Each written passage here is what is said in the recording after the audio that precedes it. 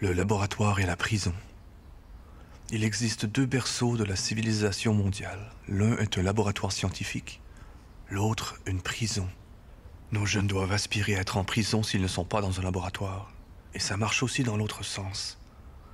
C'est le mode de vie le plus noble et le plus beau. La civilisation née dans ces deux endroits est la vraie civilisation. Une civilisation qui est à la fois vivante et précieuse.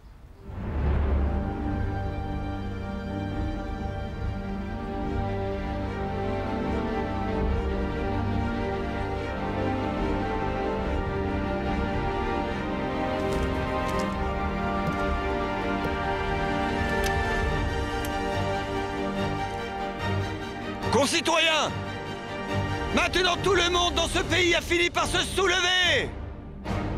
Juste hier, dans les villes de Shanghai et de Tianjin, les gens sont en action.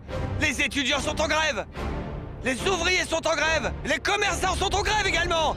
De nombreuses firmes de Shanghai ont également affiché des avis indiquant l'arrêt des affaires pour soutenir les étudiants arrêtés. Ils ne reprendront pas leurs activités tant que les traîtres ne seront pas punis. Actuellement, des groupes de pétition créés par la Fédération étudiante de Pékin sont arrivés au palais présidentiel. Nous avons présenté 3 demandes. Primo, punir les traîtres. Secondo, ne signez pas le traité de paix. Tertio, Wu Zhenyuan ne sera jamais président de l'université de Pékin. Et nous sommes déterminés à ne pas céder en cas de refus. Oui,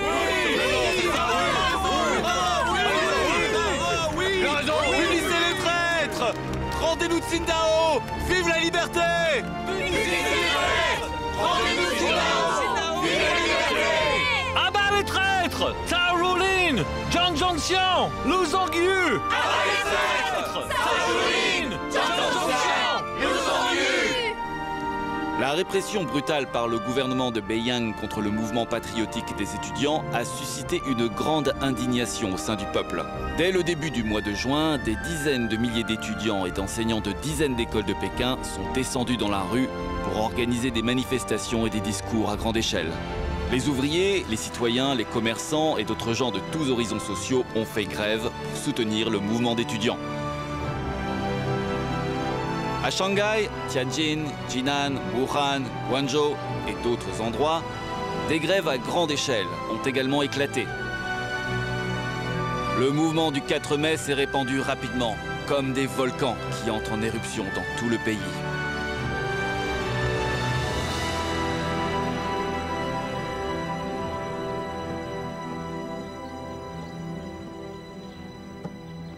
Le Premier ministre Tian!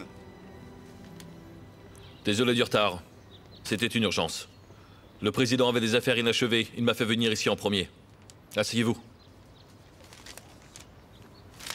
La situation a changé. Vous connaissez tous les deux la situation à Pékin, je n'en parlerai plus. Parlons de Shanghai.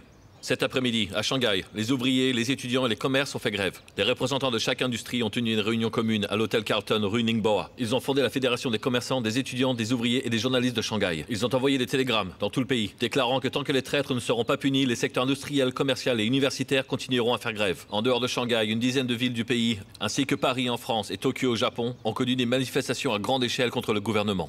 Aujourd'hui seulement, le palais présidentiel et le Conseil d'État ont reçu plus de 300 télégrammes de protestation. C'est sans précédent.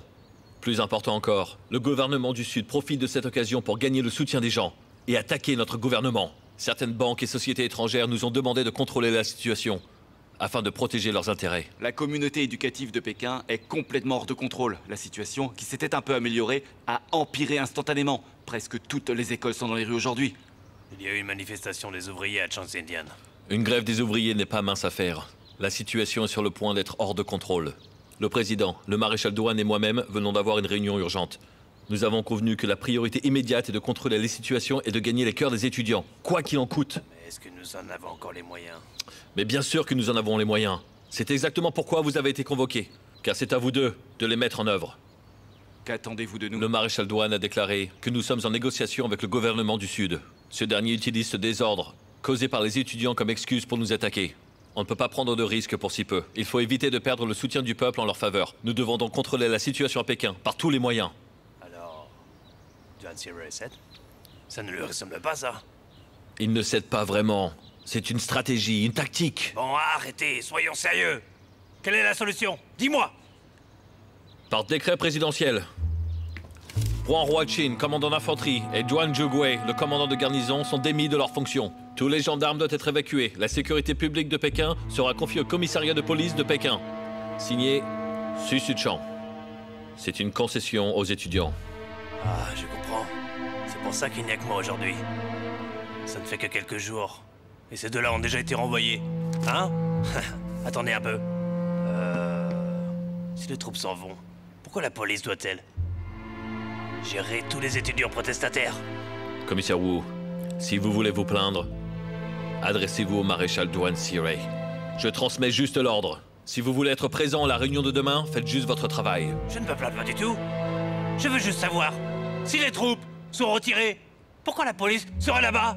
Pour maintenir l'ordre et attendre l'ordre d'évacuation. Bien. Bien.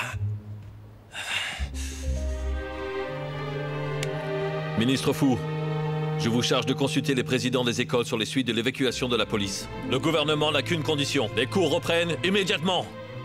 Une fois les étudiants libérés, j'irai négocier avec eux. Mais le gouvernement doit promettre que la police ne se mêlera plus des affaires étudiantes. Quand la police s'en mêle, la situation se complique. Vous croyez que j'ai envie de m'occuper des étudiants? C'est votre gestion relâchée qui permet aux lettrés d'inciter les étudiants à manifester. Si ce n'est pas le cas, je n'aurais pas à m'occuper de ça. Arrêtez! Ça ne sert à rien!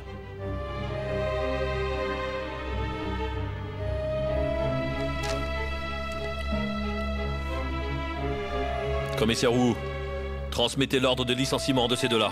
Bien. Attendez. C'est votre travail? Pourquoi devrais-je le faire?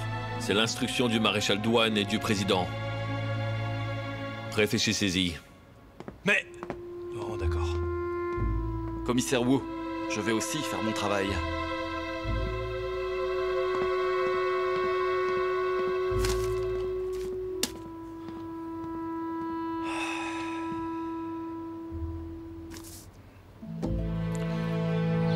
Décret du président de la République de Chine. 1. Libération immédiate de tous les étudiants arrêtés. 2. La police se retirera sans condition de l'avenue Beihouyan et du temple de Machen. 3. Le ministère de l'Éducation sera responsable de la sécurité publique. Président de la République de Chine, Xu Shichang. Ouvrez les portes!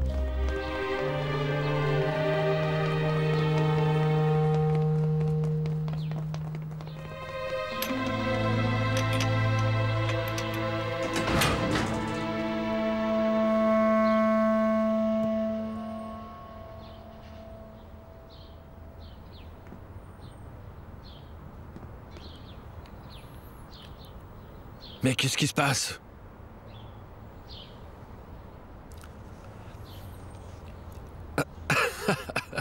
Étudiants, étudiants, vous pouvez vous détendre. Si vous avez quelque chose à dire, sortez et dites-nous. Après une discussion collective, nous avons décidé, à l'unanimité, de ne pas sortir. On ne sort pas! On ne sort pas! On ne sort pas! Camarades, étudiants, s'il vous plaît, calmez-vous. Voici le télégramme que la Fédération étudiante de Pékin a envoyé à tout le pays. J'ai reçu l'ordre de le transmettre.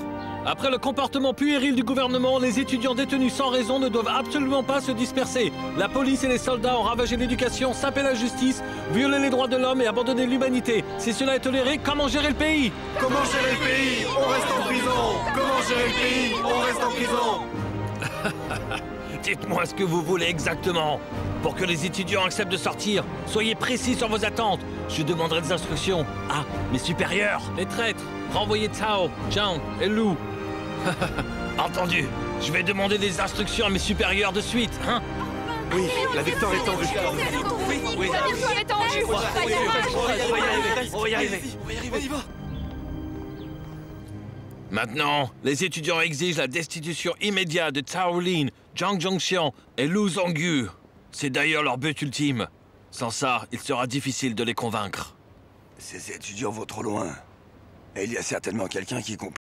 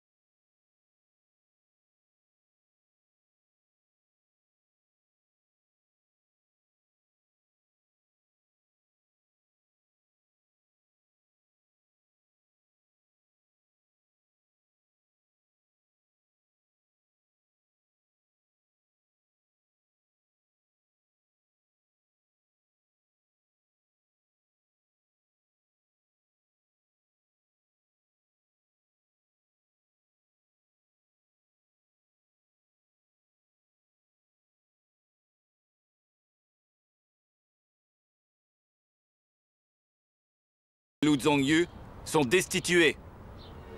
Xia Jolin a également démissionné de son poste de directeur de la Banque des communications pour se réfugier à Xia Townshend. Xu Xuchang.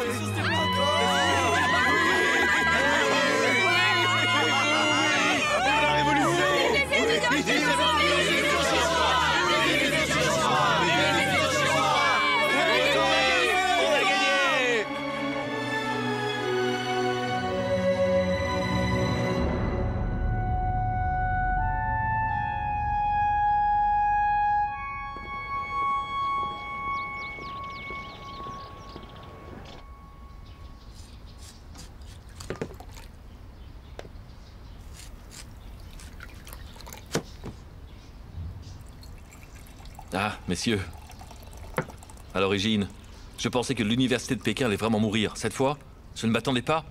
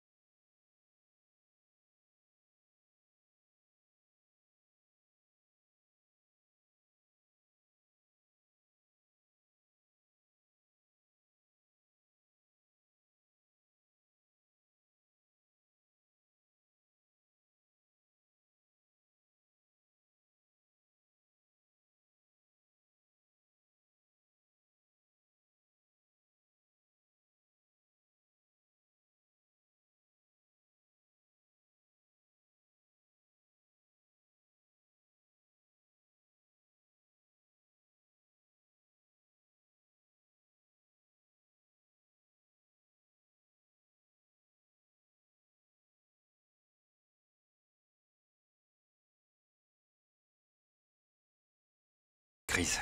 Parlons donc de la prochaine étape pour la jeunesse et le commentaire hebdomadaire. J'ai une idée. Fondée maintenant, il y a plus de 3 ans, la jeunesse a éclairé l'esprit des gens. Maintenant, les gens ont commencé enfin à se réveiller. Mais après le réveil, que faire? Dites-moi, avez-vous déjà réfléchi à cette question?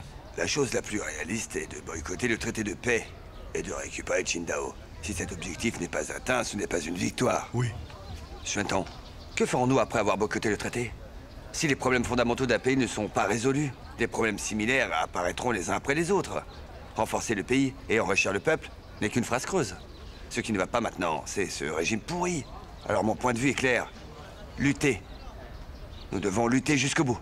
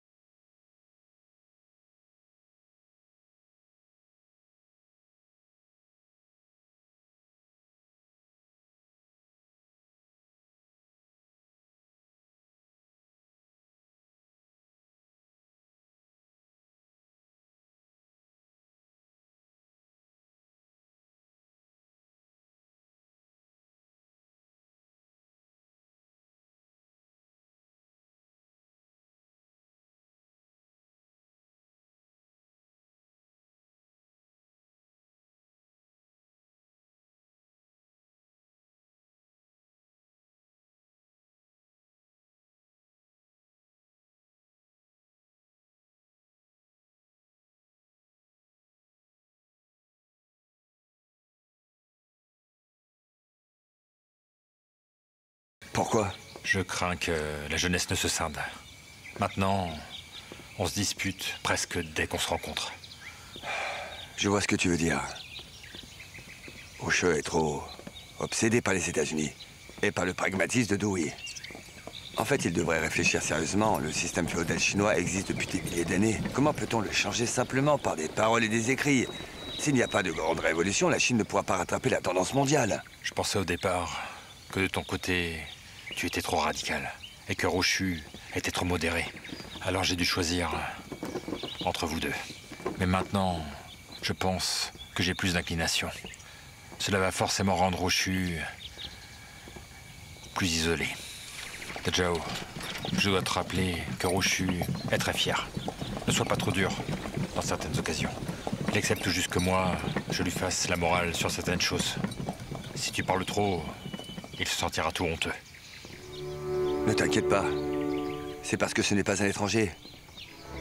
Peux-tu me dire de quelle inclination tu parlais? C'est à propos du marxisme. Il y a quelque temps, je rédigeais les articles pour le prochain numéro de la jeunesse. J'ai relu attentivement le long article que tu as écrit. Ma vision du marxisme. En même temps, j'ai lu attentivement le 2e chapitre du manifeste du Parti communiste. Prolétaire et communiste, publié le 6 avril dans le commentaire hebdomadaire. Cela m'a beaucoup touché, et j'en ai profité. Tu dis dans la note de l'éditeur que le manifeste du Parti communiste est la première et principale opinion de Marx et Engels. C'est une grande inspiration pour moi. Dachao, je pense que tu es maintenant le pionnier de la promotion et de la croyance du marxisme en Chine. Je dois donc te demander quelque chose. Oh, tu me flattes. En fait, quand j'étais au Japon, j'ai commencé à prêter attention à la théorie marxiste. Je suis en train d'écrire la deuxième partie de ma vision du marxisme. Mais je veux vraiment connaître tes pensées et opinions sur la première moitié. Au moins maintenant, je pense que le marxisme est plus raisonnable que l'anarchisme et le pragmatisme de Dewey. Mais quant à savoir si c'est le système théorique le plus avancé de notre époque, c'est difficile à dire. Parce que je n'ai pas lu toutes les œuvres écrites par Marx. En fait, je suis intéressé par le marxisme depuis de nombreuses années maintenant. Lorsque j'étais au Japon, j'ai découvert que de nombreuses personnes étudiaient la théorie sociale de Marx et traduisaient des documents. À l'origine, j'ai juste lu ces principes, comme le matérialisme historique, le matérialisme dialectique et le socialisme, de l'utopie à la science. Mais récemment, je combine la théorie marxiste avec la situation en Chine. Et plus je lis, et plus je suis éclairé. Chen Duxiu, je crois avoir trouvé la solution. Si la Chine veut se développer, nous devons nous appuyer sur la théorie marxiste comme idéologie directrice. À part ça, il sera difficile de trouver mieux. Tu es vraiment sûr de ta conclusion? Ce n'est qu'une théorie préliminaire, bien sûr. Mais après le mouvement du 4 mai, je suis de plus en plus certain que c'est la bonne. Bien sûr, il faut argumenter et réfléchir à cette conclusion. Alors que penses-tu de la Révolution d'Octobre? J'ai discuté de cette question dans mon précédent article en comparant les révolutions françaises et russes. Dans son ensemble, la Révolution d'Octobre russe est complètement différente des révolutions britanniques et françaises. Je pense que c'est la révolution la plus avancée. Pourquoi tu dis ça?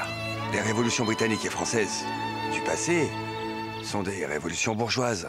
Mais la révolution d'Octobre russe est différente. C'est la révolution socialiste menée par les prolétaires. Selon la théorie marxiste, la révolution socialiste est le résultat inévitable du développement capitaliste.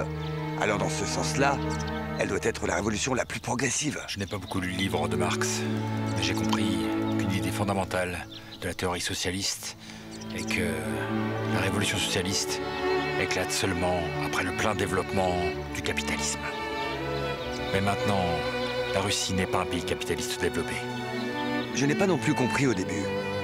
Mais ensuite, j'ai lu les livres de Lénine et j'ai compris. Lénine a un point de vue qui dit que la révolution socialiste peut éclater et réussir dans les faiblesses même de l'impérialisme. Tu vois, cela fait près de 2 ans que la révolution d'Octobre et le régime soviétique s'est solidement implanté dans le pays, bien qu'entouré d'impérialisme. Cela suffit à illustrer que le point de Lénine est correct. Tu veux dire qu'un pays pauvre et faible comme la Chine pourrait avoir une révolution socialiste? Je suis en train d'étudier ce point. Cependant, la révolution d'Octobre aussi nous a servi d'exemple concret. Bien. Dachao, tu m'as appris des choses. Allons.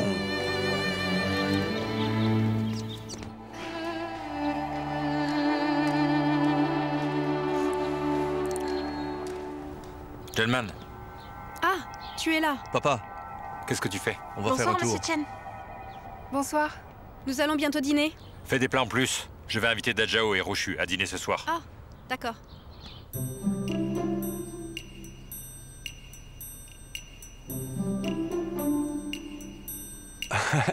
Ça sent bon.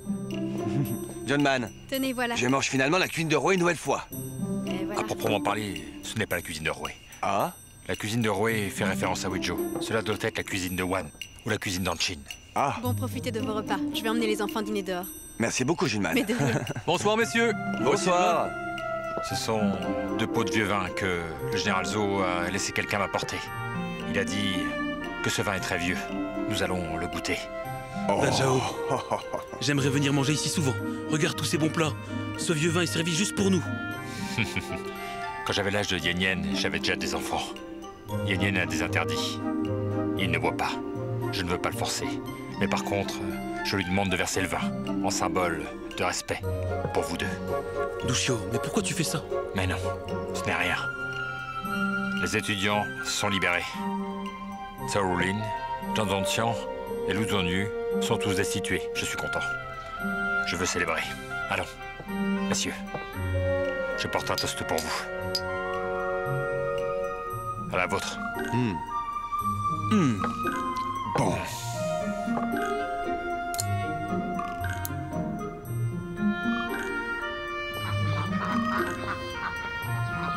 Ronyan? Tu viens manger? Viens manger, Ronyan. Maman, ils mangent du poisson, eux. Et nous de la viande. La viande est encore meilleure. Tiens, un morceau de viande. Pourquoi je ne peux pas aller avec eux? Papa me sous-estime ou quoi? Quand tu auras 18 ans, tu pourras manger avec eux. Papa est le leader du mouvement de la nouvelle culture, mais il pratique ses codes féodaux à la maison. Je proteste! Je proteste aussi. Pourquoi j'ai pas le droit de manger avec Yann? Je proteste, papa est féodal. Reste assis, baisse ta voix. C'est très impoli, tu sais. Mange de la viande. Râle pas et mange ta viande. C'est très bon, pas vrai? Comme vous le savez, l'autre jour, j'ai été choqué.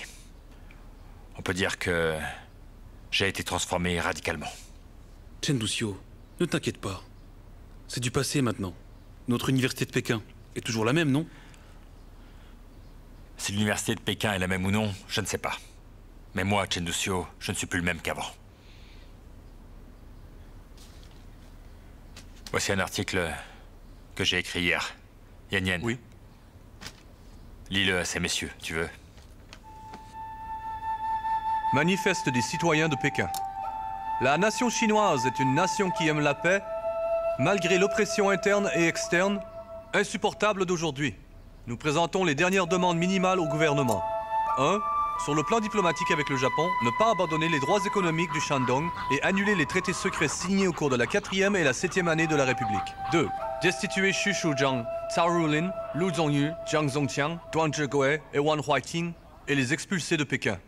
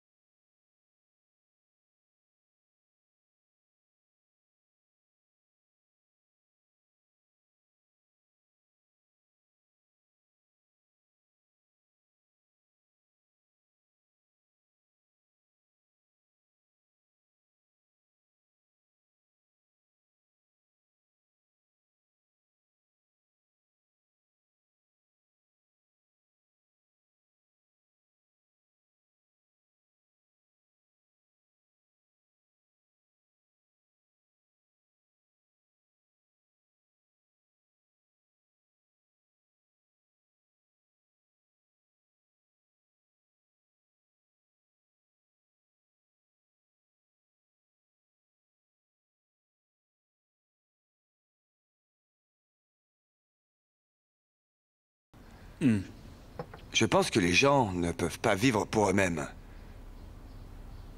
Regarde à Changxindian, les hangars délabrés, ou les innombrables réfugiés qui sont morts de faim au chemin de fer de Tianjin-Pukou. Ou regarde encore ces mendiants au bord de la rue sur l'avenue Tiananmen. Ne devons-nous pas faire quelque chose pour eux, tu crois pas? Tu veux que nous vivons tous aussi décemment que toi? Monsieur Lee, je pense que ce que vous avez dit est très vrai. Face à une crise nationale, il faut agir à tout prix et renoncer à son intérêt pour le bien de tous. On ne peut pas avoir le beurre et l'argent du beurre. Yan Yan, tu n'as pas le droit de parler ici. Chen Duxiu, c'est rien. Yan Yan peut exprimer son opinion. Désolé, monsieur Wu. Roche, j'étais un peu dur à l'instant. Je m'excuse. Ce n'est pas grave. Vraiment, ce n'est pas grave. Je sais que tu es un homme franc. Messieurs, asseyez-vous. Vous savez tous que j'aime débattre. C'est du débat que jaillit la vérité, hein? Allez, portons un toast. Allez.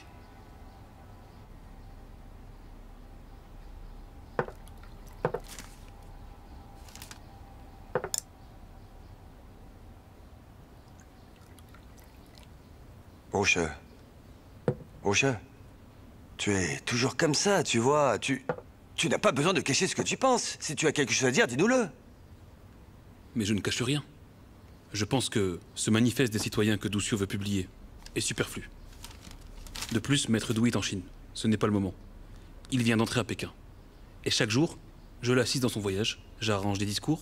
Alors je dois contacter le ministère de l'Éducation et d'autres services gouvernementaux pour leur demander d'organiser ces choses personnellement. Je ne veux pas rendre ces relations trop rigides. Il faut mobiliser le public à lutter, pour la démocratie. Je suis également d'accord avec les 5 points mentionnés, surtout le 5e. Mais à propos de cette phrase, les étudiants, les commerçants, les ouvriers et les autres n'auront pas d'autre choix que d'agir directement. Cette dureté n'est pas nécessaire. Comment ça, ce n'est pas nécessaire? Cette phrase est la plus importante, on ne peut pas la mettre de côté. Rochu, laisse-moi t'expliquer. Du mouvement de la nouvelle culture au mouvement du 4 mai, c'est une relation de cause à effet. Le premier est une illumination idéologique, le second est la mise en action. Que tu le veuilles ou non, ce sont les résultats que nous avons promus directement ces dernières années. Maintenant, la nation se réveille et passe à l'action. C'est un bond en avant. En tant qu'initiateur, nous ne pouvons pas l'arrêter. Tu ne peux pas l'arrêter. Monsieur Sun Zhongshan a dit que la tendance mondiale est puissante et irréversible. Suivez-la et vous prospérez. Défiez-la et vous mourrez. Nous devons être des promoteurs et non des capitulards. La seule façon de sauver la Chine est de laisser le peuple faire face aux problèmes directement. Il n'y a pas d'autre moyen. Il y a sûrement beaucoup de gens qui pensent comme toi, j'en suis sûr. C'est pourquoi je parle en termes modérés. J'espère que tu peux le comprendre. Je l'ai remarqué aussi. Rochu, depuis le mouvement du 4 mai, plus d'1 mois s'est écoulé. Les gens ont beaucoup donné. On ne doit pas éteindre le feu. On doit ajouter du bois. Sans plus de mesures, le gouvernement de Beiyang risque probablement la condamnation de tous et s'obstine à signer le traité de paix. À ce moment-là, tous nos efforts seront gâchés et notre pays sera perdu. L'ambition sournoise des Japonais, tout le monde peut l'avoir. Face à la crise nationale et aux intérêts nationaux, nous devons rester unis. Duxiu, ne t'inquiète pas. Je ne t'empêcherai pas d'agir. Bien que maintenant, nous ayons des différences idéologiques, nous sommes unis dans le patriotisme, le sauvetage du pays, son développement et la lutte pour la démocratie. Je suis d'accord avec ton manifeste. J'aimerais aussi le traduire en anglais. Mais si vous deux, professeurs de l'université de Pékin, distribuez des tracts, je ne suis pas du tout d'accord. Oublie un instant la distribution des tracts, hein? C'est comme donner de la chair à des tigres affamés, hein? Bon, portons un toast. À la vôtre. Oui.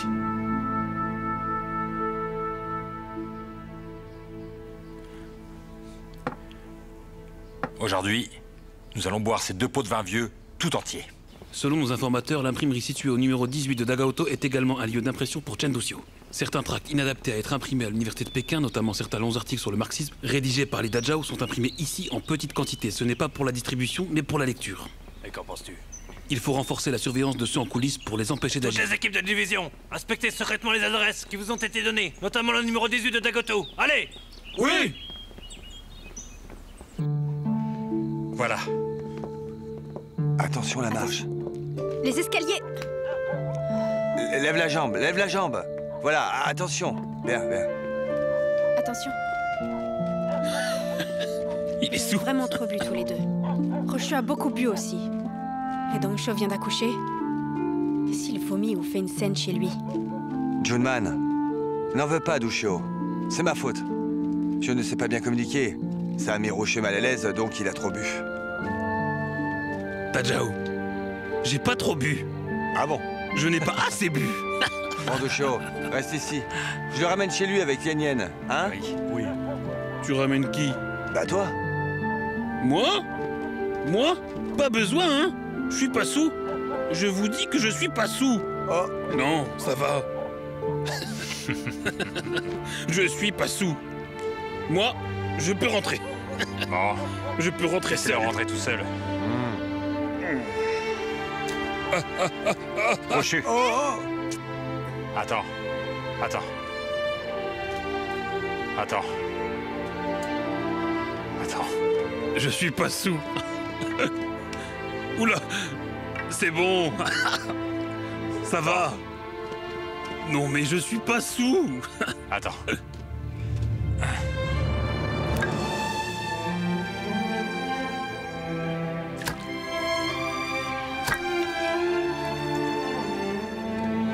Rochu. La route est chaoteuse. Attention où tu vas.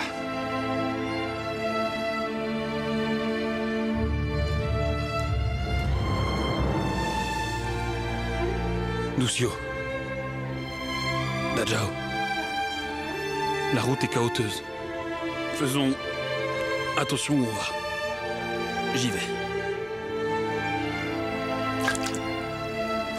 Eh, attention. Attention. Oh, Je suis pas sous. sûr. Je vais seul, Junman.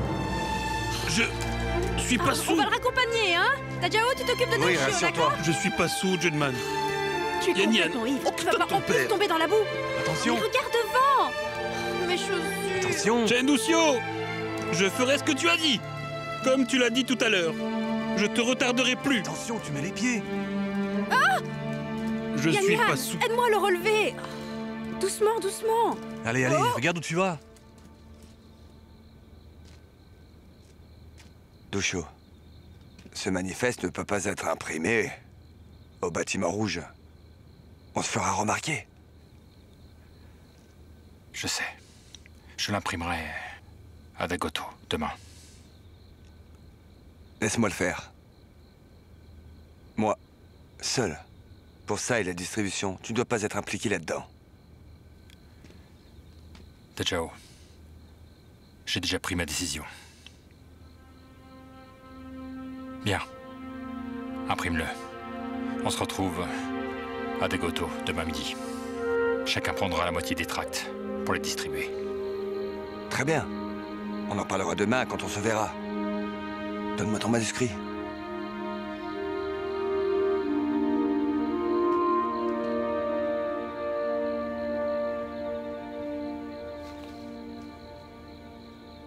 À propos de la distribution des tracts, ne dis rien à Yan Yan, d'accord?